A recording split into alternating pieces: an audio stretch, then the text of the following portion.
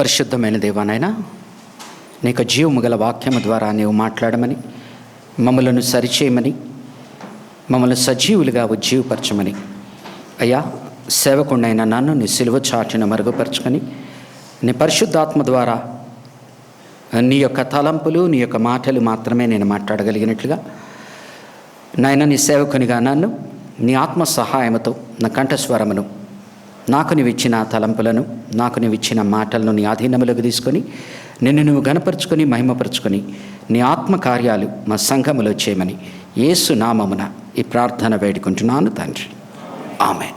దయచేసి అందరూ కూర్చోవలసిందిగా కోరుకుంటున్నాను.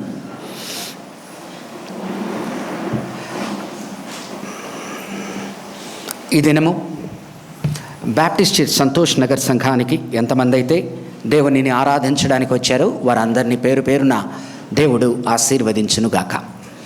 చదవబడిన వాక్య భాగము గనక గమనించినట్లయితే ఆదికాండము 4వ అధ్యాయం నుంచి చదువుకున్నాం. మొట్టమొదటి వారములో ఆదికాండము 3వ అధ్యాయం నుంచి పాపపు పునాది అనేది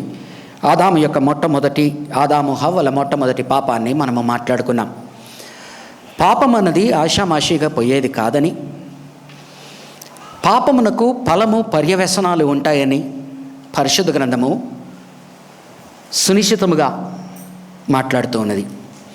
ఆదాము హవ్వలు చేసిన పాపము దేవుడు క్షమించినప్పటికీ, దేవుడు వారికి విమోచన కలిగించినప్పటికీ, వారు చేసిన పాపమునకు వారు ఫలమును పొందుకున్నారు. ఆ ఫలమే మొట్టమొదటి కుమారుడైన కయీను.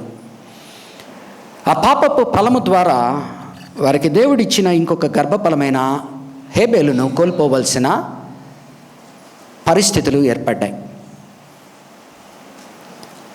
కయీను గనక గమనించినట్లయితే దేశము వదిలి దేశ దిమ్మరి కావలసి వచ్చింది.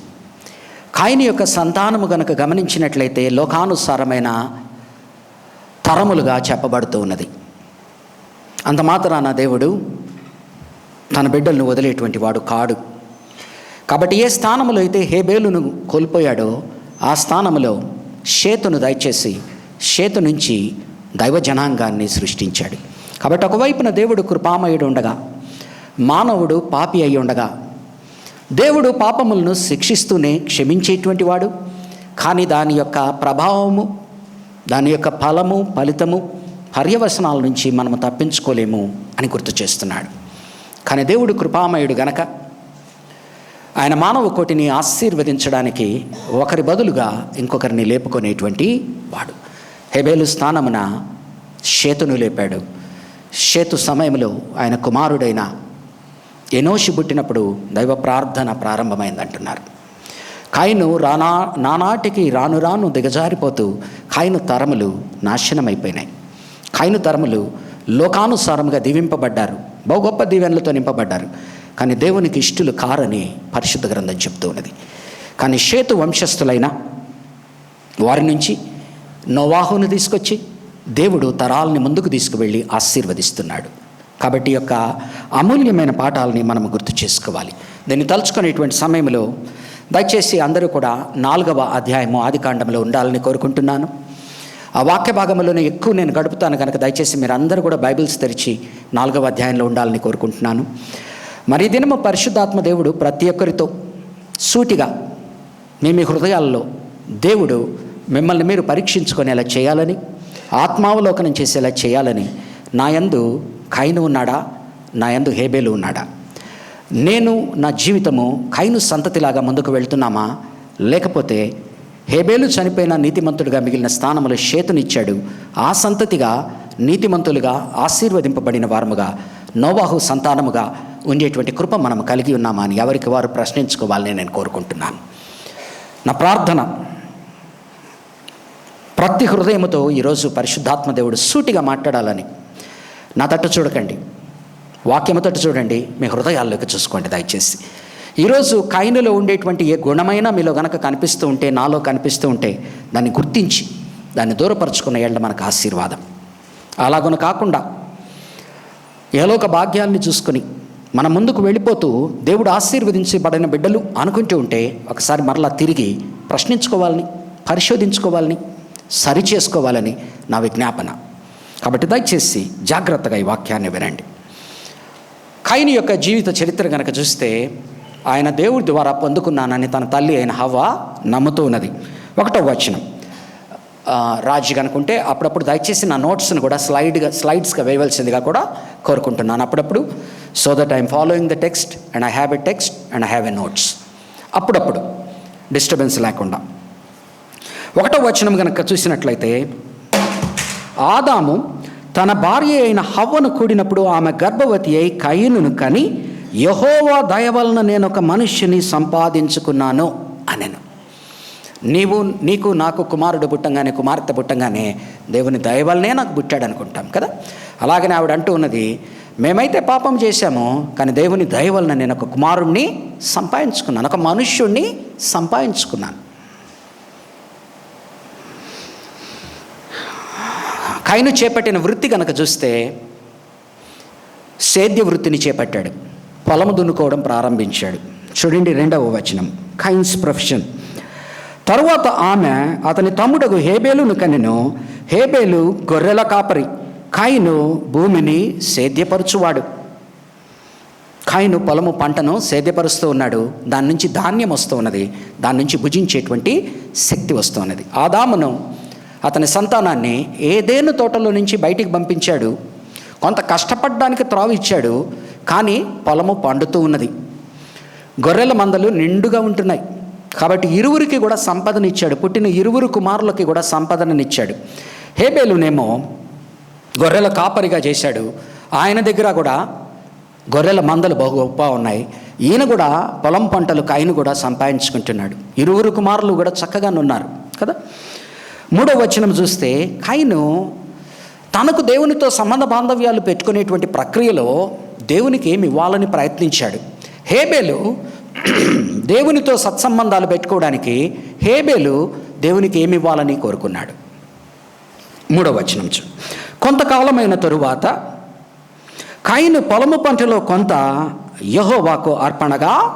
కయీను ఏం చేశాడండి? ఆయనకున్న దానిలో నుంచి ఆయన ఇచ్చాడు, తప్పేమీ చేయలే. కానీ ఏమిచ్చాడు? కొంత ఇచ్చాడు. అనగా ఎప్పుడైతే దేవుడు అతని అర్పణను లక్ష్య పెట్టట్లేదో, అప్పుడు మనకు అర్థమవుతున్న ఆలోచన విధానం ఏంటంటే, నేను నిన్ను కానీ నీ అర్పణను కానీ కయీను స్వీకరించలేదు అన్నప్పుడు లక్ష్య పెట్టడం లేదు అనే దాన్ని బట్టి మనం అర్థం చేసుకోవాల్సింది, కయీను నిర్లక్ష్య ధోరణిలో ఇచ్చుంటాడు. అనగా ఏదో ఒకటి తీసుకుని వెళ్దాం దేవుని దగ్గరికి, ఎంతో కొంత దేవునికి ఇద్దాం, మనస్సు పెట్టక ఇచ్చేది. కాబట్టి తనకున్న పొలము పంటల నుంచి తీసుకువెళ్ళాడు. కానీ ఆయన చేయనిదేంటి? కొంత ఇచ్చాడు. నిర్లక్ష్య వైఖరితో ఎంతో కొంత ఎలాగోలాగా కొంత మట్టుకు తీసుకెళ్ళాడు. కానీ పరిశుద్ధ గ్రంథము కాలక్రమేణా నేర్పిస్తూ ఉన్నది, ప్రతి హృదయములో దేవుని యొక్క ఆజ్ఞ ఉంటుంది. దేవుడు గనక మిక్కిలి గొప్పవాడని నీవు ఎంచితే, దేవుడు నేను బహుగా ప్రేమిస్తున్నాడని నీవు అర్థం చేసుకుంటే, దేవుని మీద నీకున్న విశ్వాసాన్ని, నీకున్న ప్రథమమైన వాటిని, ప్రాధాన్యమైన వాటిని నీవు ఇవ్వడానికి ఇష్టపడతావు. అందుకని రానున్న దినాల్లో కనుక గమనించినట్లయితే, సంఖ్యాకాండము 18వ అధ్యాయము 12వ వచనంలో అంటున్నాడు, పంట పొలాల్లోంచి ప్రథమ ఫలాలు తేవాలని నీవు అంటున్నాడు. సంఖ్యాకాండము 18వ అధ్యాయము 12వ వచనం. పంట పొలాల్లో నుంచి ప్రథమ ఫలాలు నీవు తీసుకురావాలి, నూనెలో ప్రశస్తమైనది నీవు ఇవ్వాలి, ద్రాక్ష రస ధాన్యములలో ప్రశస్తమైనది నీవు ఇవ్వాలి అంటున్నాడు. అఫ్కోర్స్ ఆ తరువాత ఆ పాఠం నేర్పించబడింది. కానీ దేవుడు నీ హృదయంలో ఒక బుక్కును పెడతాడు. నీ హృదయంలో దేవునితో నీకు ఉండవలసిన సంబంధ బాంధవ్యాలు ఏంటో నీకు పెడతాడు.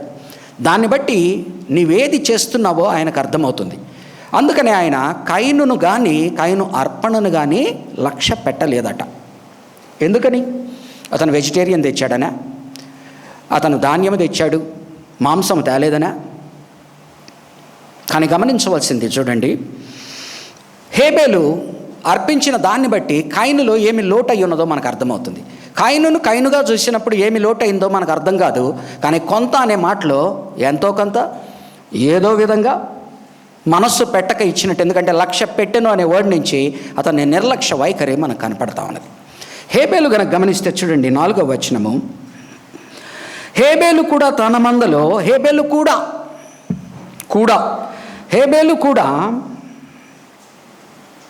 తన మందలో తొలుచూలును పుచ్చిన వాటిలో క్రొవ్విన వాటిని కొన్ని తెచ్చాను. ఏం చేశాడమ్మా? వాటిలో తొలుచూలు వాటిని, మొట్టమొదటగా తొలుచూలు వాటిని నాకు దేవుని దయతో కయీనును సంపాదించుకున్నాను, నా ప్రథమ పుత్రుడు అనుకుంటుంది. నా ప్రథమ గర్భఫలం. మొట్టమొదటి కుమారుడి మీద, కుమార్తె మీద ఎంత ప్రేమ ఉంటుందో మనకు తెలియంది కాదు. అలాగనే హేబేలు ఏం చేస్తున్నాడు? తన తొలుచూలుని తీసుకెళ్తున్నాడు. తొలుచూలుతో పాటు ఆయన క్రొవ్విన వాటిని తీసుకెళ్తున్నాడు.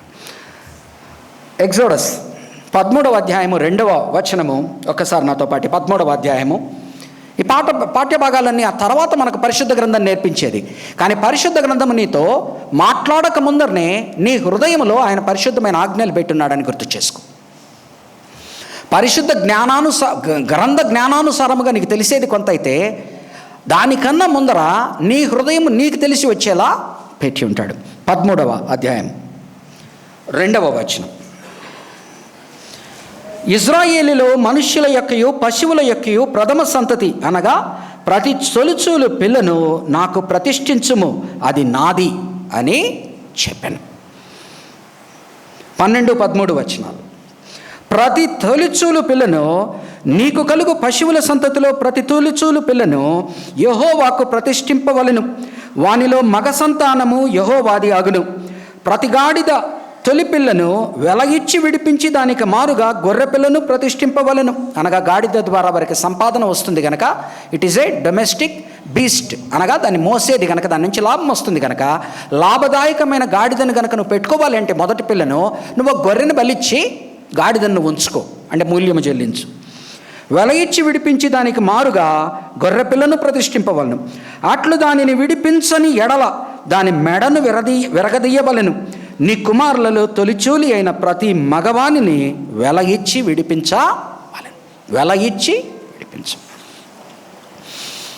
కాబట్టి ఏం చేస్తున్నాడండి హేబేలు? వెల చెల్లిస్తున్నాడు.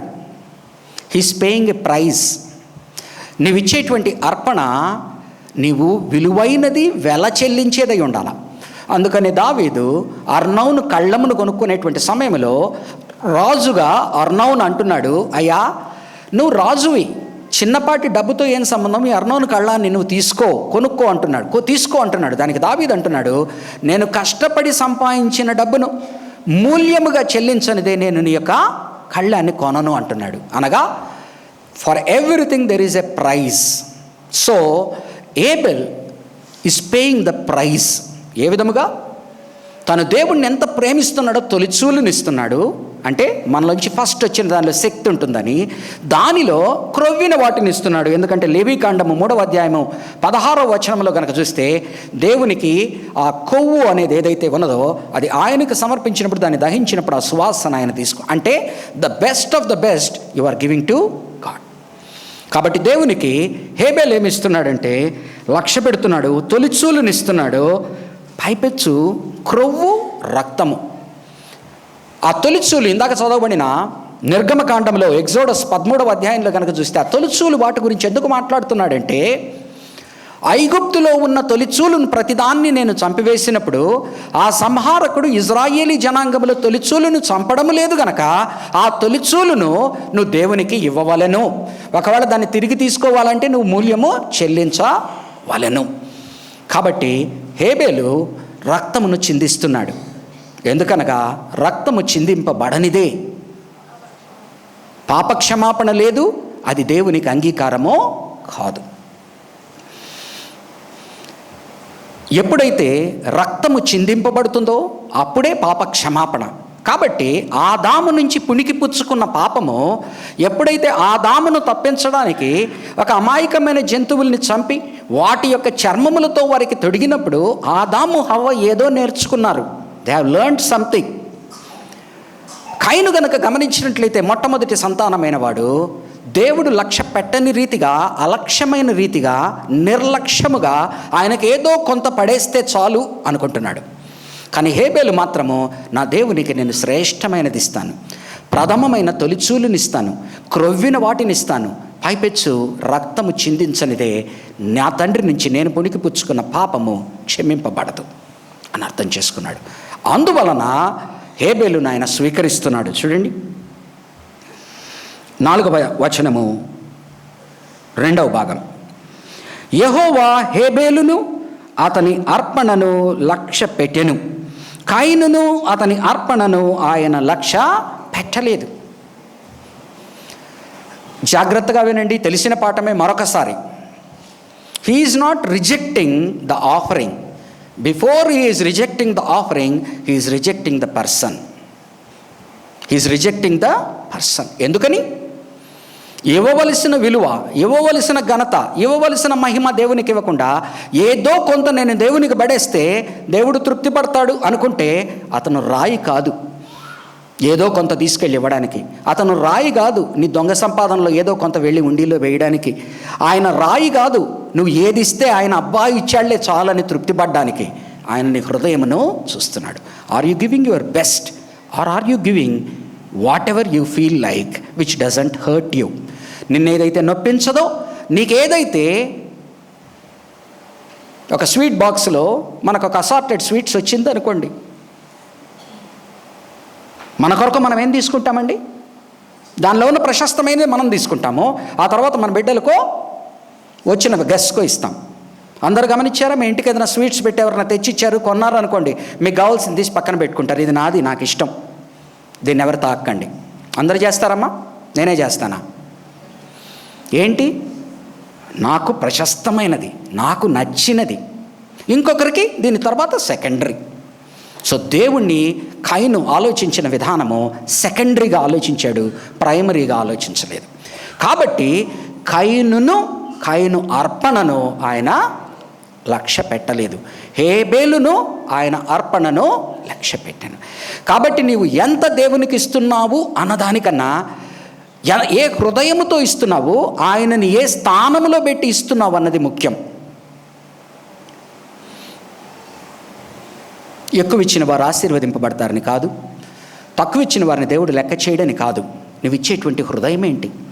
ఇచ్చిన తర్వాత దాని గురించి నువ్వు ఎలాగో మాట్లాడుతున్నావు, దాని గురించి ఎలా ప్రగల్భాలు పలుకుతున్నావు, దాని గురించి నువ్వు ఎలా దాని సబ్జెక్ట్లోకి తెస్తున్నావు.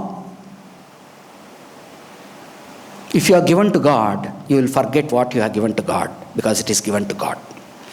But when you constantly harp about it, ఏదో సబ్జెక్ట్ వచ్చినా దాని దగ్గరికి వచ్చి మాట్లాడుతూ ఉంటే అది నీ హృదయమునకు చాలా ప్రియమైనది.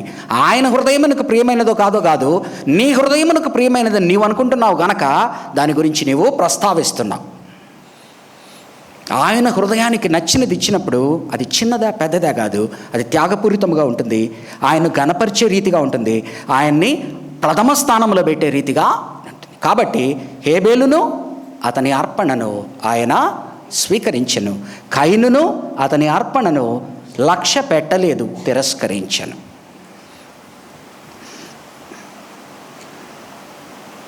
కాబట్టి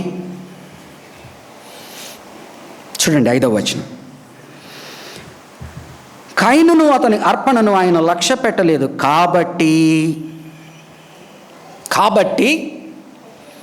తన నిర్లక్ష్య ధోరణి తను అర్థం చేసుకోవట్లా. దేవుడు తనను లక్ష్య పెట్టలేదన్నది మాత్రమే అర్థం చేసుకుంటున్నాడు, కానీ తను ఏ విధముగా దేవుడిని అలక్ష్యం చేశాడో అతనికి గుర్తు రావట్లే. జాగ్రత్తగా వినండి. మన మనస్సులో ఎప్పుడైతే దేవుని మీద కోపము ప్రారంభమవుతుందో, కాబట్టి ఆయన మీద కినుక వహిస్తామో, ఆయన మీద ఆయాసము వహిస్తామో, మనలో ఆయన చూస్తున్న తప్పు కన్నా ఆయన మన మీద చూపించిన కోపం మాత్రమే చూస్తున్నామే కానీ ఆయన ఎందుకు చూపించాడు అని ఆలోచించే స్థితిలో మనం లేము. కాబట్టి కయీను హృదయంలో సెల్ఫ్ సెంటర్డ్నెస్ ఉన్నది. తన వైపున ఫ్లడ్ లైట్ పెట్టుకుంటున్నాడే కానీ ఎందుకు దేవుడి మాట అని ఉంటాడు, ఎందుకు ఇలా అన్నాడు అని ఆలోచించుకునేటువంటి ఆలోచన విధానం అతనిలో పరిపక్వం చెందట్లేదు. చూడండి. కాబట్టి కయీనుకు మిక్కిలి కోపము వచ్చి అతడు ముఖము చిన్నబుచ్చుకొనగా, కైన్స్ డిమినీర్, అతని హావభావాలు ఎలా ఉన్నాయి, అతని ముఖ కవళికలు ఎలా ఉన్నాయి, అతను ప్రవర్తించే తీరు ఎలా ఉన్నది. కోపముగా ఉన్నప్పుడు మనం ఎలా ప్రవర్తిస్తాం? ఒకరి మీద కినుక ఆయాసం ఉన్నప్పుడు ఎలా ప్రవర్తిస్తాను? ఒకవేళ నా గురించి నాకు ఎక్కువ అభిప్రాయం ఉండి ఎక్కువ వాళ్ళ గురించి తక్కువ అభిప్రాయం ఉంటే నేను ఎలా ప్రవర్తిస్తాను? ఇదంతా కూడా ఎక్కడ తేలుతుందంటే, నీవు నోరు తెరిచి మాట్లాడకుండానే నీవు నిలబడే రీతిని బట్టి, చూచే రీతిని బట్టి, నీ ముఖ కవళికల్ని బట్టి నువ్వెంత దాచుకున్నా మనుషులకే తెలుస్తున్నప్పుడు దేవునికి మరెంత తెలుస్తుంది. కైన్స్ డిమినీర్, అతని ముఖ కవళికలు, అతని ఆలోచన విధానము, అతను నిలబడుకున్న తీరు, అతని బ్రుకుటిని ముడిపెట్టిన తీరు, మాట్లాడకనే తన కోపాన్ని ప్రకటిస్తున్న తీరు అన్నీ దేవుడు చూశాడు. ఏమేమి జరిగిందండి ఆయనకి? మిక్కిలి కోపం, ముఖము చిన్నబుచ్చుకున్నాడు. మిక్కిలి కోపం వచ్చింది, ముఖము చిన్నబుచ్చుకున్నాడు. కానీ దేవుడు ఎంత కృపామయుడో చూడండి. ఇతను నెక్స్ట్ ఏ పాపంలోకి వెళ్తాడో దేవునికి తెలుసు. దేవుడు చాలా కృపామయుడండి. నీవు చేయబోయే పని చేయక ముందరనే ఆయనకు నువ్వేం చేస్తావో తెలుసు. అది నీ ఎక్కడికి దారి తీస్తుందో తెలుసు, ఎక్కడికి పతనానికి దారి తీస్తుందో తెలుసు కనుక he intervenes through conversation, through dialogue. ఏమంటున్నాడో చూడండి. 6వ వచనం, యెహోవా కయీనుతో, నీ కోపమేలా? ముఖము చిన్నబుచ్చుకున్నావేమి? దేవుడు నీతో ఎప్పుడు మాట్లాడతాడండి? నువ్వు ఆయనతో మాట్లాడడానికి ఇష్టపడితేనే కదా మాట్లాడేది. నేను నీతో మాట్లాడిన పో అని రూమ్లో వేసుకున్నప్పుడు ఎవరు వస్తారు నీ దగ్గరికి? సాతాను నీ దగ్గరికి వచ్చి కూర్చుంటాడు పక్కనే. అతను నీ మనసులో లేనిపోని ఆలోచనలు పెట్టడం ప్రారంభిస్తాడు. అతని మనసుని క్యాప్చర్ చేస్తాడు, క్యాప్టివేట్ చేస్తాడు, కబ్జా చేస్తాడు. కానీ దేవుడు వాడి నుంచి తప్పించడానికి దిగి వచ్చి మాట్లాడుతున్నాడు కయీనుతో. ఏమంటున్నాడో చూడండి. 7వ వచనం, ఫస్ట్ ఆఫ్ ఆల్, నీకు కోపము ఎలా? ముఖము చిన్నబుచ్చుకొని ఉన్నావేమి? First of all, is entering into dialogue, is entering into a conversation. For him to enter into a conversation, you should be able to at least pay heed to him, listen to him, pay heed to him. నేను వినను, నేను మాట్లాడవలసిందే నేను మాట్లాడతాను, నువ్వు చెప్పేది నేను విన్ను అంటే ఎదుటివాడు చెప్పేదేమీ లేదు. కానీ దేవుడు అలా కాదు, కృపామయుడు. అతను వినే స్థితిలో లేడని తెలుసు, మాట్లాడే స్థితిలో లేడని తెలుసు, తన హృదయంలో చీకటి ప్రవేశించిందని తెలుసు, ఆ చీకటి ఎక్కడికి తీసుకెళ్తుందో తెలుసు కనుక ఆ చీకటిలో పడిపోకుండా ఉండడానికి దేవుడు అడ్డుకుంటూ ఉన్నాడు. ఏమంటున్నాడు చూడండి. సత్క్రియ చేయని ఎడల, 7వ వచనం, నీవు సత్క్రియ చేసిన ఎడల తలను ఎత్తుకొనవా? నెంబర్ 1, నీవు చేసినది సత్క్రియ దుష్క్రియ? ఆలోచించుకో. Take time, think about it, meditate whether what you have done is good or bad. నీవు సత్క్రియ చేసిన ఎడల తల ఎత్తుకొనవా? సత్క్రియ చేయని ఎడల, ఒకవేళ కనుక నువ్వు సత్క్రియ కాకుండా దుష్క్రియ చేసి ఉంటే ఎవరు వేచి ఉన్నారండి? సత్క్రియ కాక దుష్క్రియ చేసి వాకిట పాపము పొంచియుండును, క్రౌచింగ్ ఎట్ ద డోర్. ఎలాగనైతే ఒక జంతువు మీదకి, ప్రే మీదకి ఒక క్యాప్టర్ ఎలాగైతే పడతాడో, ఒక జీవి మీదకి, జింక మీదకి సింహము దూకేటప్పుడు ఎలాగనైతే పొంచి ఉండి ఒక్కసారి పంజా విప్పి మీద పడుతుందో, అలా పాపము నీ వాకిట పొంచి ఉన్నది. అది నీ మీద పడడానికి, నిన్ను మింగేయడానికి ట్రై చేస్తూ ఉంది. పొంచి ఉండును, నీ ఎడల దానికి వాంఛ కలుగును. ఎందుకని? నీ హార్ట్, నీ హృదయము ఫర్టైల్గా ఉన్నది. ఒక భూమిని దున్నితే కానీ దానిలో విత్తనము పడదు. నీ భూమి ఇప్పుడు, నీ హృదయం అనేటువంటి భూమి, నీ కోపము ద్వారా, నీ కినుక ఆయాసము ద్వారా, నువ్వు పెట్టుకున్న ఇంజ్యూర్డ్ గ్రీఫ్తో, ఫీలింగ్తో, అంటే అగ్రీవ్డ్ పార్టీగా నువ్వేదైతే పెట్టుకున్నావు, నీ హృదయాన్ని సేద్యం చేసావు. అంటే దానిలో ఇప్పుడు కరెక్ట్ విత్తనం పడితే టక టక టక మొలిచేస్తుంది. కాబట్టి ఆ విత్తనము పడక ముందరనే ఇదిగో మంచి విత్తనం వేయని నేను నీతో మాట్లాడుతున్నాను. నీవు గనక నేను చెప్పిన మాట విని మంచి విత్తనం వేయకపోతే, నీ కోపాన్ని కనుక కంట్రోల్ చేసుకోకపోతే, నెక్స్ట్ కోపము మాటలకు దారితీస్తుంది, మాటలు హత్యకి దారితీస్తుంది. కనుక ఈ లోపలనే నా మాట కనుక నీ హృదయంలో వేసుకుంటే మంచి చెట్టు మొలుస్తుంది. లేని ఎడల నువ్వు వద్దుపో అన్నతో మాట్లాడకపోతే వెంటనే జరిగేది ఏంటంటే, పాపము నీ వాకిట పొంచి ఉన్నది, దానికి నీ ఎడల వాంఛ కలిగి ఉన్నది, నీవు దానిని ఏలుదువు అనను. యాక్చువల్లీ హీబ్రూలో కానీ ఇంగ్లీష్లో కానీ వేరేగా ఉంటుంది, కానీ దీని నుంచే మనం మాట్లాడదాం. పులి మీద సవారీ అంటాం. పాపం మీద సవారీ ఎట్టుంటుందంటే, నువ్వు పులి మీద సవారీ చేస్తున్నాను అనుకుంటావు, కానీ జరిగేదేంటి? యాక్చువల్లీ అది నిన్ను కంట్రోల్ చేస్తూ ఉంది. నువ్వేమనుకుంటున్నావు? దాని మీద ఎక్కి కూర్చొని దాన్ని కంట్రోల్ చేస్తున్నావు అనుకుంటావు, కానీ నువ్వు దాని నుంచి దిగలేవు. దిగితే అది నిన్ను మింగేస్తుంది. అర్థమవుతుందండి? దాన్ని నీవు ఏలుదువు. యాక్చువల్లీ హీబ్రూలో ఎట్టుంటే దాన్ని ఏలవలెను. You should take care to dominate it. It is desiring to have you, but you should master it. అంటే ఒక వెసలుబాటు ఇస్తూ ఉన్నాడు, ఐడియా ఇస్తున్నాడు. ఏమనంటే, అది పొంచి ఉన్నది వాకిట, అది నీ మీద పౌన్స్ అయ్యేదానికి రెడీగా ఉన్నది, అది నేను మింగివేయడానికి రెడీగా ఉన్నది. నీ హృదయము నీ కోపము వలన, నీ కినుకాయాసము వలన, నీకు నువ్వు సృష్టించుకున్న మాయాలోకం వలన, అంటే నీకు నువ్వే అన్యాయము జరిగిపోయిందని అనుకున్నందువలన నీ హృదయము ఫర్టైల్ ల్యాండ్, సారవంతమైన భూమి అయి ఉన్నది. ఆ సారవంతమైన భూమిలో ఎవడు వేస్తే ఆ మాట ఫలిస్తుంది. కాబట్టి అటు పక్కన ఇంకొకడు ఆ మాట విత్తడానికి నీ మనసులో ఉన్నాడు. దానికన్నా ముందని నీవు జాగ్రత్త పడాలని దేవునిగా నేను నీతో మాట్లాడుతున్నాను. అది పొంచి ఉన్నది. దాన్ని నీవు గనక కంట్రోల్ చేసుకుంటే నీవు ఆ మార్గంలోకి వెళ్లకుండా, ఆ పర్యవసనాలు ఎదుర్కోకుండా తప్పించుకుంటావు. లేదు నువ్వు కనుక ఈల్డ్ అయ్యావు అంటే నువ్వు యాక్చువల్లీ దాన్ని సవారీ చేస్తున్నాను అనుకుంటావు. కానీ ఆ కోపము, కినుక, ఆయాసము, ఆ ద్వేషము, ఆగ్రహము, ఏదైతే అగ్రీవ్డ్ పార్టీగా నీకు ఇంజురీ జరిగింది అనుకుంటున్నావో అది నీలో నుంచి నెక్స్ట్ మాటలు రానిస్తుంది. ఫస్ట్ తలంపులుగా నీ హృదయంలో ఉన్నది. ఆ తలంపు స్టేజ్లోనే నేను నీతో మాట్లాడుతున్నాను. అది నెక్స్ట్ మాటల జోలికి రానివ్వకుండా చూసుకో. మాటలతో అది ఆగదు, అది నెక్స్ట్ క్రియలలోకి వెళ్తుంది. కాబట్టి ఈ లోపల నేను జాగ్రత్త పడు అని దేవుడు కయీనుతో మాట్లాడుతున్నాడు. చూడండి, కయీనుతో అంటున్నాడు, నీవు సత్క్రియ చేయలేదు కనుక తలెత్తుకోకుండా ఉన్నావు. దుష్క్రియ వలన పాపము పొంచి ఉంటుంది. పాపము నిన్ను మింగవలనని చూస్తూ ఉన్నది. నీవు దానిని ఏలవలను, జయించవలను అని గుర్తు చేస్తూ, God's warning has come to Cain.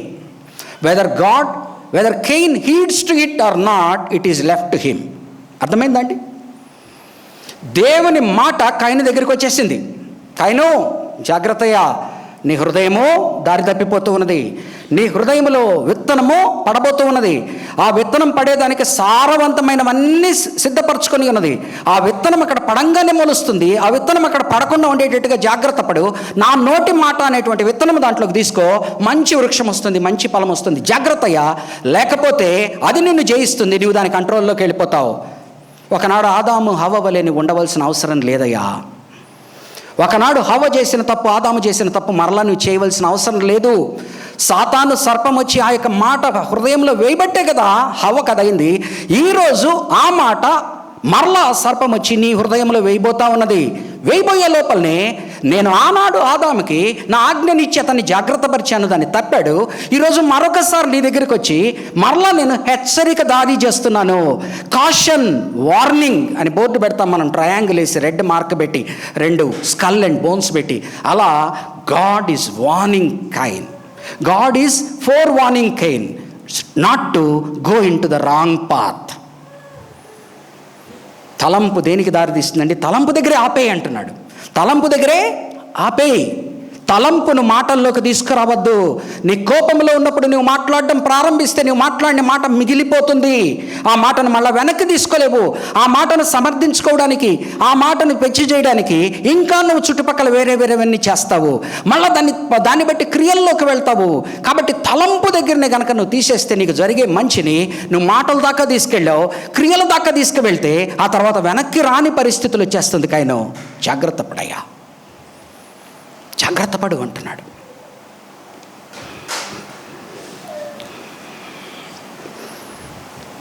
Cain's actions.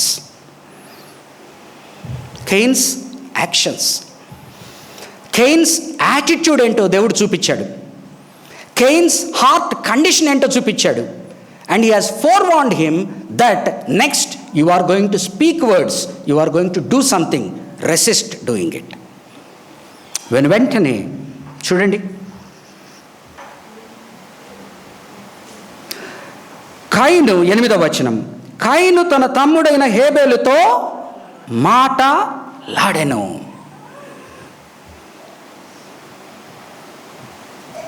కయీను తన తమ్ముడైన హేబేలు మీద పడి, వారు పొలములో ఉన్నప్పుడు కయీను తన తమ్ముడైన హేబేలు మీద పడి అతనిని చంపెను. మాటలు, క్రియలు. తలంపుల దగ్గర ఆపనప్పుడు మాటల దగ్గరికి వచ్చింది, మాటల దగ్గర ఆపనది క్రియల దగ్గరికి వచ్చింది, మీద పడి చంపాడు.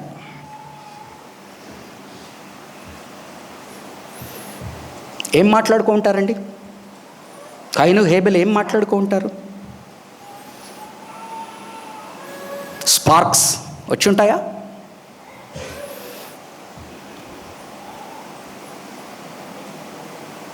మాట్లాడుకుందాం పోదామని పక్కకు పిలుచుకెళ్ళాడు డిసెప్టివ్గా. లేదు, మనం మాట్లాడుకొని సమాధాన పడదామని పిలిచాడు. ఏం జరిగిందో తెలియదు, ఇద్దరు మాట్లాడుకుంటున్నారు. అక్కడ వాళ్ళిద్దరు మాత్రమే ఉన్నారు కనుక వాళ్ళిద్దరి మధ్యనే, అనగా ఎయిదర్ డిసెప్టివ్లీ అన్న మాట్లాడి ఉండాలి, వాడిని వేసేయాలా, వాడిని ఒక చోటకి తీసుకెళ్ళాలా అని, లేకపోతే కాన్ఫ్రంటేషనల్గా అన్న మాట్లాడి ఉండాలి, నువ్వా నేనా చూసుకుందాం అన్నట్టుగా. అదే వారిద్దరు మాత్రమే కాకుండా ఇంకా కొంతమంది ఉంటే ఏం జరుగుతుందండి? కొలాబరేషన్ జరుగుతుంది. అర్థమవుతుందా? Only they two are there. Cain started talking with Abel. We don't know whether they are deceptive words to draw him or entice him, or they are confrontational words, ముఖాముఖి ఒకరినొకరు అరుచుకొని మాటల.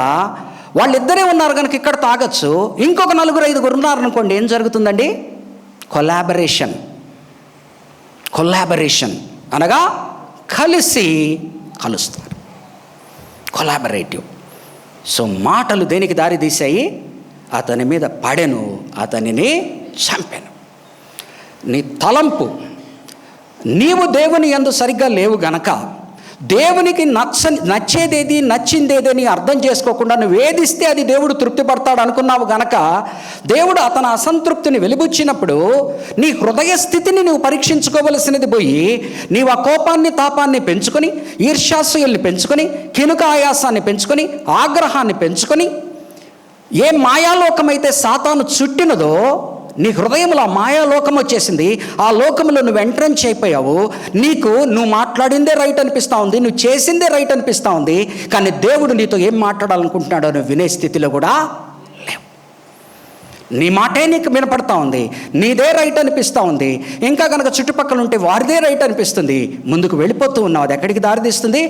మాటలు, సూటిపోటి మాటలు, అరుచుకునేటువంటి మాటలు, పొడుచుకునేటువంటి మాటలు, ఆఖరికి అది మాటలతో ఆగక ఒకరినొకరు పొడుచుకునే స్థితికి వస్తాం. అందుకని యేసు ప్రభు వారు ఏం నేర్పిస్తున్నారండి? మత్తయి సువార్తలో నీకొక తలంపు, పాత నిబంధన చెబుతూ ఉన్నది, ఎవడైనా హత్య చేసిన ఎడల వాడు అపరాధి అని. కానీ నేను చెబుతున్నాను, నీవు నీ హృదయంలో నీ యొక్క సహోదరుని పట్ల ఒక తలంపును తలిచి ఒక మాట రాక, ఫూల్, మూర్ఖుడా, వెదవా అని గనక మాట్లాడితే ఆల్రెడీ నువ్వు హత్య చేసేసావంటున్నాడు. ఎందుకంటున్నాడండి? Remember Cain, how the first murder happened, because there was a thought, and the thought when it was not checked, when it went away from God, but rather it listened to Satan, what happened? It led to angry words, deceptive words, మోసకరమైన కపటమైన మాటలు, సూటిపోటి ఘర్షణతో కూడిన మాటలు. ఆ తర్వాత ఇంకా 4-5 కలిస్తే collaborative మాటలు, అందరూ కలిసి ఒక చెడ్డ పని చేయడానికి ఒక 4 కలిసి చేయి వేయడము, అంతా కలిసి ఒక వ్యక్తిని హత్య చేయడానికి దారితీస్తుంది. మొట్టమొదటి హంతకుడుగా నువ్వు మిగిలిపోతావు. అది నీతో ఆగదు సుమి, అది నీతో ఆగదు సుమి, నీ తరాలలోకి వెళ్ళిపోతుంది. నీ కుమారుడైన వాడు లామేక్ అనేవాడు వస్తాడు. వాడు సైతము తన కొడుకు చేసిన మారణాయుధాలతో చంపడానికి సిద్ధపడతాడు. కాబట్టి జాగ్రత్త వహించు. ఈరోజు నీ తలంపులో ఉన్నప్పుడు ఆయన నీతో మాట్లాడుతున్నాడు. మాటల దగ్గరికి దాన్ని రానివ్వచ్చు. ఒకవేళ మాటల దగ్గరికి వస్తే దాన్ని చేతల్లోకి తీసుకువెళ్ళద్దు. ఇంకొకరి ద్వారా చేపించాలని ప్రయత్నించద్దు. నువ్వు చేయలేకపోతే ఏదైనా కూడా నీ చేతలే అవి. ఎవడు పొడిచాడు అన్నది కాదు, ఎవడి చేతిలో కత్తి ఉన్నది అన్నది కాదు, ఆ చేతిలో ఎవడు కత్తి పెట్టాడు అన్నది కూడా ముఖ్యం. మొట్టమొదటి హత్య చేసిన వాడుగా కయీను మిగిలిపోయాడు. తన సహోదరుణ్ణి చంపిన వాడుగా మిగిలిపోయాడు. కానీ కయీనులో గమనించండి, కానీ కయీనులో పశ్చాత్తాపం ఉందని మీరు నమ్ముతున్నారా? ఎవరన్నా చెప్పండి, కయీనులో పశ్చాత్తాపం ఉందని మీరు నమ్ముతున్నారా? మీ అభిప్రాయాలు ఏంటి చెప్పండి. తనలో తప్పు చూసుకోలేకపోతున్నాడు. ఏమంటున్నాడంటే, నా దోష శిక్షకు మించిన శిక్ష నాకు పడింది. నా దోషానికి మించిన అంటే నా తమ్ముణ్ణి చంపాను అనేది అతనికి పెద్ద విషయంగా కనపడలేదు, కానీ తనకు పడిన శిక్ష పెద్దగా కనిపిస్తూ ఉందంటే ఇంకా he is in a vested selfish floodlight తన మీదనే ఉన్నది. తనకు జరిగిన హాని, తనకు జరిగిన అన్యాయము, తను కోల్పోయిన రివార్డు గుర్తు చేసుకుంటున్నాడే కానీ ఏదైతే తనకు ఆదామును బయటికి పంపించే పొలమైతే ఇచ్చాడో ఆ పొలములోంచి కూడా దేవుడు పంపించేస్తున్నాడు అని దేవుడిని తప్పుపడుతున్నాడే కానీ ఒక్కసారి కూడా నా తమ్ముడిని చంపినందుకు నేను పశ్చాత్తాపడుతున్నాను అని అనట్లేదు. అర్థమైందండి? చూడండి కావాలంటే. ఏమన్నా ఒప్పుకుంటాడేమో, కయీను ఏమన్నా ఒప్పుకుంటాడేమో, ముందుకు వస్తాడేమో, కమిట్ అవుతాడేమో అని 9వ వచనంలో మాట్లాడుతున్నాడు. చూడండి, యెహోవా నీ తమ్ముడైన హేబేలు ఎక్కడ ఉన్నాడని కయీనును అడుగగా అతడు, నేను ఎరుగను, నా తమ్మునికి నేను కావలివాడనా? ఐ డోంట్ కేర్, నాకు తెలీదు. అది నువ్వు బొంకడంగా అన్నా తీసుకోవచ్చు, కోపం మీద ఉన్నప్పుడు నేను చెప్పా దిక్కున చోటు చెప్పుకోబో, ఐ డోంట్ నో. నెక్స్ట్ ఎదురు తిరుగుతున్నాడు, నా తమ్మునికి నేనేమన్నా కావాలి వాడినా?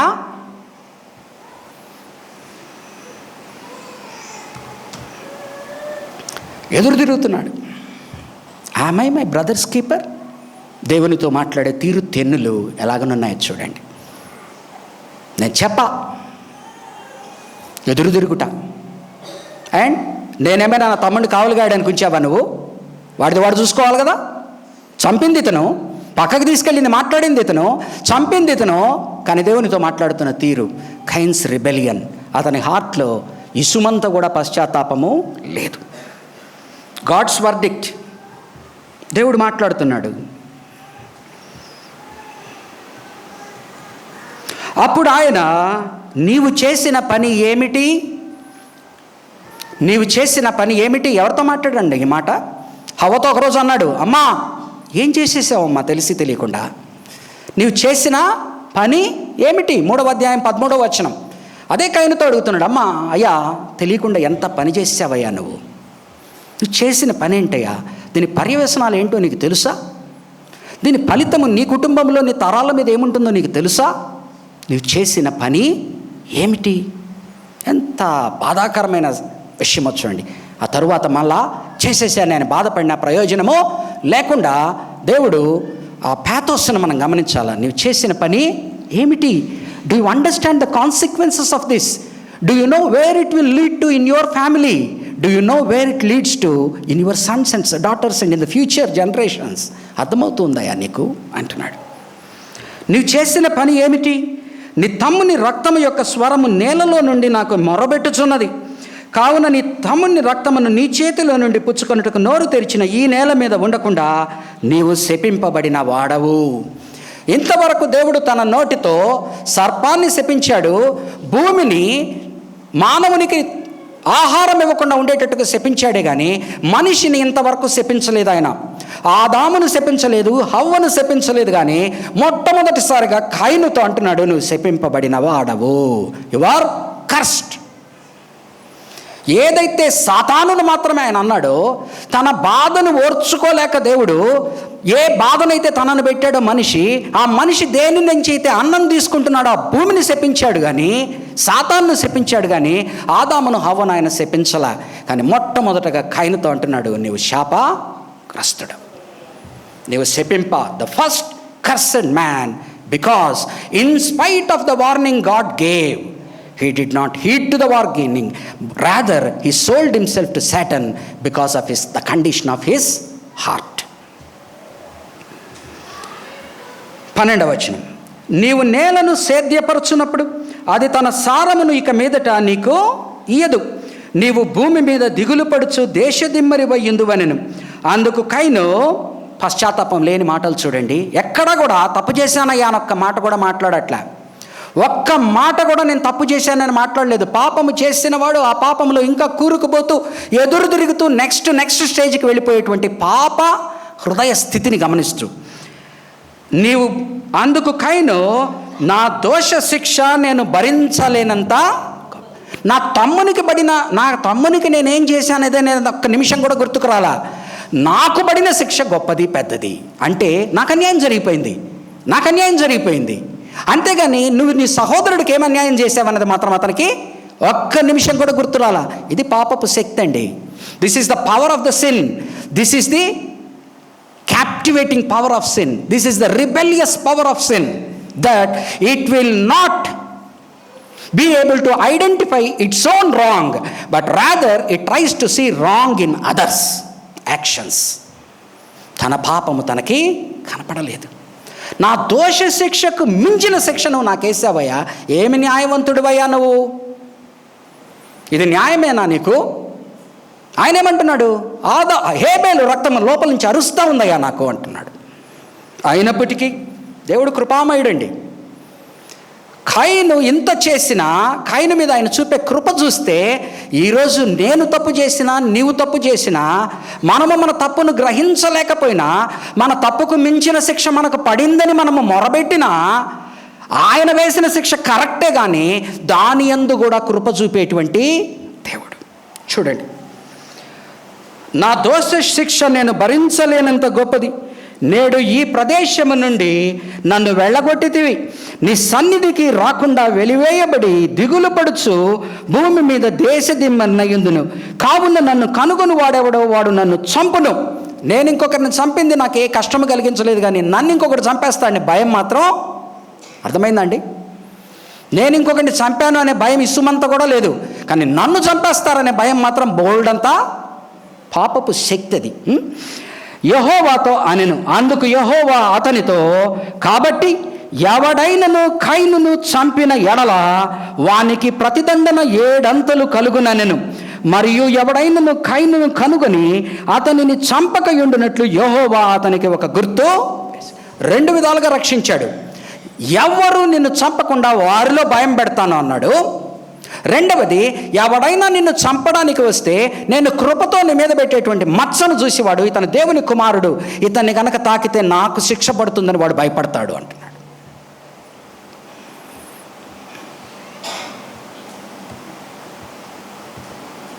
ఇంత పాపములో కూడా దేవుని కృప, కయీను మీద, నీ శత్రువుల నుంచి నిన్ను కాపాడుతాను, వారు నీ మీదకి వచ్చినప్పుడు ఈ మచ్చను చూసి దేవుడంటే భయపడి వారు నీ మీద చేయి వేయకుండా చేస్తాను.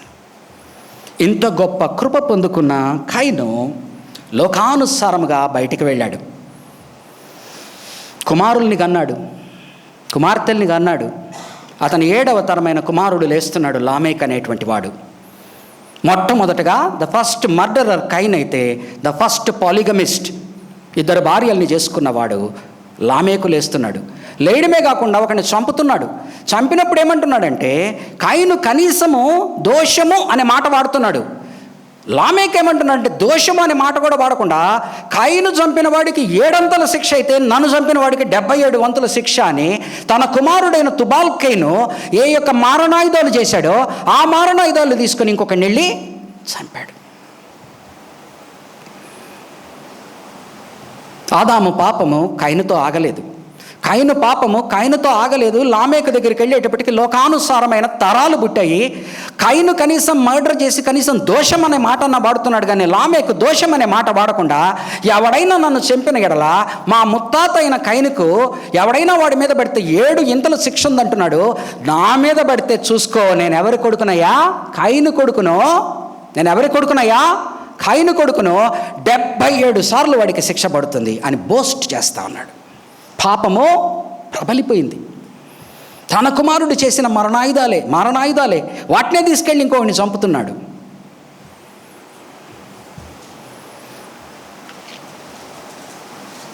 ఇలాగనుండగా దేవుడు ఒక దైవికమైన సేనను లేపుతూ ఉన్నాడు.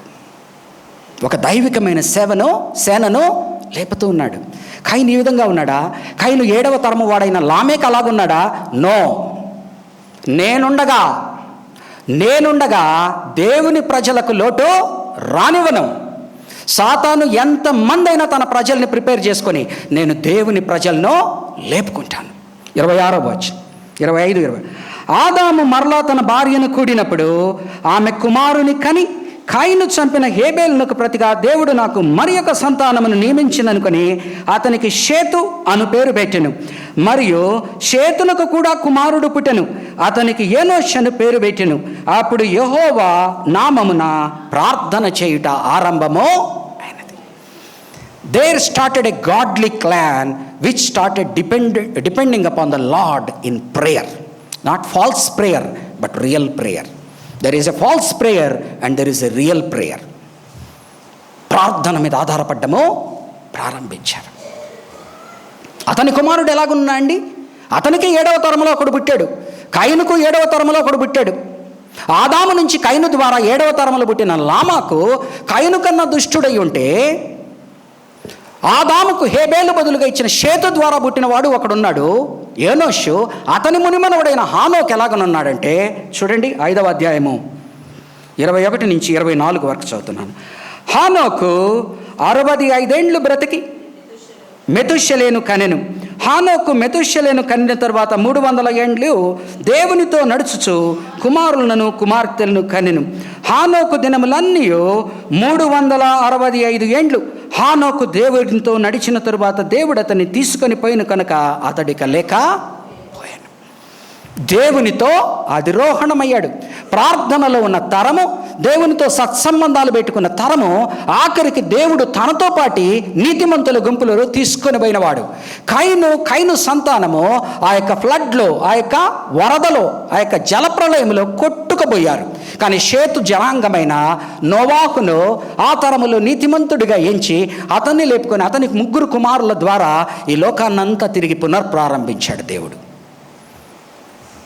హెబ్రీయులకు రాసిన పత్రికలో ఈ యొక్క హేబేలు గురించి చూడండి, జాగ్రత్తగా వినండి. నా సాక్ష్యం ఏంటి? అమ్మా, అయ్యా, మనమందరము కూడా ఒక సాక్ష్యాన్ని వదిలి వెళ్తాము.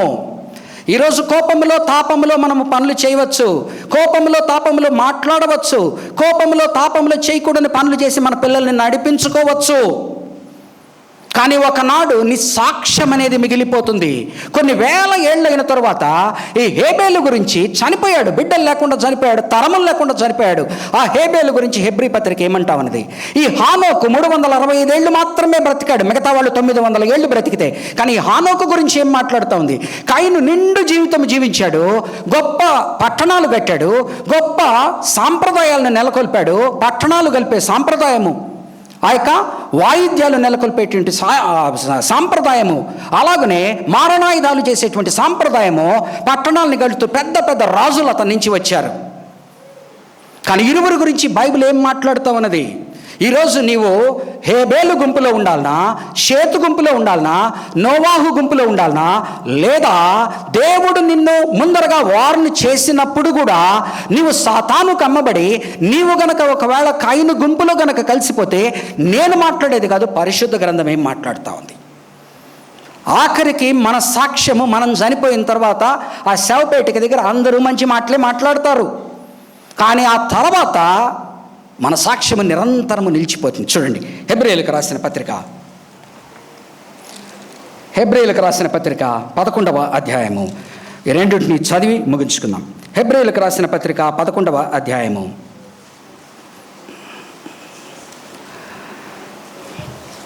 4-5 వచనాలు.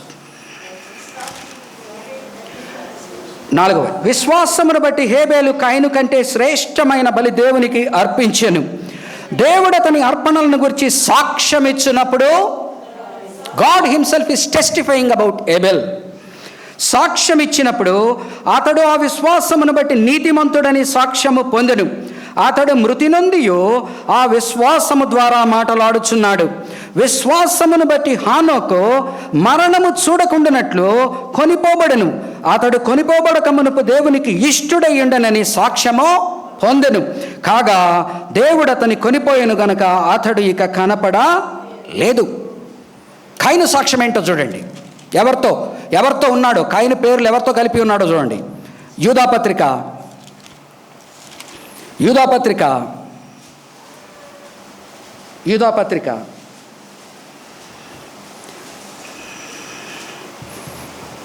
11వ వచనం నుంచి, అయ్యో వారికి శ్రమ, వారు కయీను నడిచిన మార్గమున నడిచిరి. యూదాపత్రిక 11-12 వచనాలు. అయ్యో వారికి శ్రమ, వారు కయీను నడిచిన మార్గమున నడిచిరి. బహుమానము పొందవలనని బిలాము నడిచిన తప్పు త్రోవలో ఆతురముగా పరిగెత్తిరి. కోరహు చేసినట్లు తిరస్కారము చేసి నశించిరి. కయీను ఏ బ్యాచ్లో ఉన్నాడంటే, ఇప్పుడు ఎవరితో మాట్లాడుతున్నాడు? అతని జతపరిచి కయీనుతో బిలామును కలుపుతున్నాడు. బిలాముతో పాటు కోరహు రిబెలియన్లో ఎవరెవరైతే దాతాను, అబిరాము, ఆ రూబేను వంశస్థులు ఉన్నారో వారితో కలుపుతున్నాడు. వీరు నిర్భయముగా మీతో సహభోజనము చేయొచ్చు, తమ్మును తాము నిర్భయముగా పోషించుకొనచ్చు, మీ ప్రేమ విందులలో దొంగమెట్లుగా అంతా చదవడం వద్దు. 10వ వచనం చదువుతాను. వీరైతే తాము గ్రహింపని విషయములను గురించి దూషించువారై వివేక శూన్యములకు మృగముల వలె వేటిని స్వాభావికముగా ఎరుగుదులో వాటి వలన తమ్మును తాము నాశనము చేసుకొనచ్చు. అమ్మలారా, అయ్యలారా, పరిశుద్ధ గ్రంథము చెప్పిన సాక్ష్యాన్ని ఎవ్వరూ కొట్టి పారేయలేరు. మనిషి చెప్పిన సాక్ష్యాన్ని నీవు కొట్టివేయచ్చు, కానీ పరిశుద్ధ గ్రంథము చెప్పేటువంటి సాక్ష్యాన్ని కొట్టివేయలేవు. హేబేలును, ఏనోషును, హానోకును, నోవాహును ఏ విధంగా మాట్లాడుతుందో హెబ్రీ 11లో చూస్తున్నాము. కయీనును, బిలామును, కోరహును ఎలాగునో మాట్లాడుతుందో చూస్తున్నాం. ఈ దినము నీ ముందర నా ముందర పెట్టబడిన ప్రశ్న, నిన్ను నువ్వు కంట్రోల్ చేసుకోగలుగుతున్నావా? నిన్ను నువ్వు అర్థం చేసుకోగలుగుతున్నావా? దేవుడు నీతో మాట్లాడుతున్నాడు, నాతో మాట్లాడుతున్నాడు. తప్పు జరగక ముందరనే ఆ తప్పు జోలికి వెళ్ళకు అంటున్నాడు.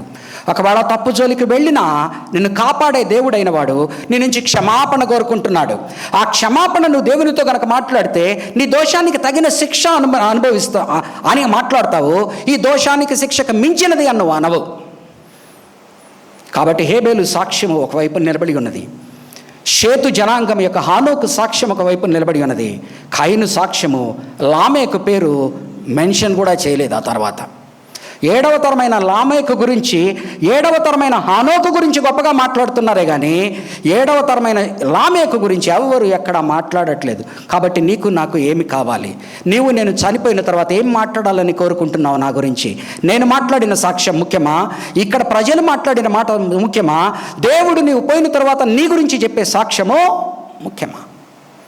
ఈ ప్రశ్న ఎవరికి వారము వేసుకొని మనమందరము కూడా హేబేలు వలె, షేతు వలె, ఏనోషు వలె, హానోకు వలె, నోవాహు వలె, అతని నుంచి వచ్చిన అబ్రహాము వలె మనం ఉండాలి. అంతేగాని జల ప్రళయంలో కొట్టుకుపోయిన వారి వలె మనము ఉండకూడదు. ప్రార్థన చేసుకుందాం. పరిశుద్ధమైన దేవా నాయన, నీ కృప కలిగిన హస్తాలకు సంఘముగా మమ్మల్ని భద్రపరుచుకుంటూ, నాయన పాపమునకు ఫలితము ఉన్నదని, పాపము యొక్క ఫలము నాయన మేమందరము అనుభవించవలసిందేనని, కానీ ప్రభు నీ ముందు మేము క్షమాపణ కోరుకున్నప్పుడు, మా ప్రవర్తనల్ని మేము సరిచేసుకున్నప్పుడు, మరి ప్రభు వెళ్ళకూడని మార్గంలో మేము వెళ్లకుండా మమ్మల్ని ఆపుకున్నప్పుడు, నీ మాట విని నీ వాక్యమును మా హృదయములో నుంచుకుని ఆయన సరిదిద్దుకుంటే ఆశీర్వదింపబడతామని వాక్యము సెలవిస్తూ ఉన్నది. కాబట్టి నాయన ఇక్కడున్న మేమందరము ఈ దినము హేబేలు వలె, షేతు వలె, హానోకు వలె, మరి ప్రభు నోవాహు వలె, అబ్రహాము వలె మేము గతించిపోయిన తరువాత కూడా నాయన మంచి సాక్ష్యం కలిగిన వారుగా ఉండగలిగినట్లుగా మా సాక్ష్యాల్ని కాపాడమని వేడుకుంటున్నాం. అయ్యా, ఈ రీతిగా ఇక్కడ కూర్చున్న ప్రతి ఒక్కరిని పేరు పేరున ఆశీర్వదించి దీవించమని, నీ ఘనత కొరకు, మహిమ కొరకు వారిని, వారి పిల్లలను, వారి పిల్ల తరములను ఉపయోగించుకోమని, దేవుని పరిచర్యలు గొప్ప బహుమానాలు వారికి ఇవ్వమని యేసు నామమున ఇట్టి ప్రార్థన వేడుకుంటున్నాము తండ్రి. ఆమేన్.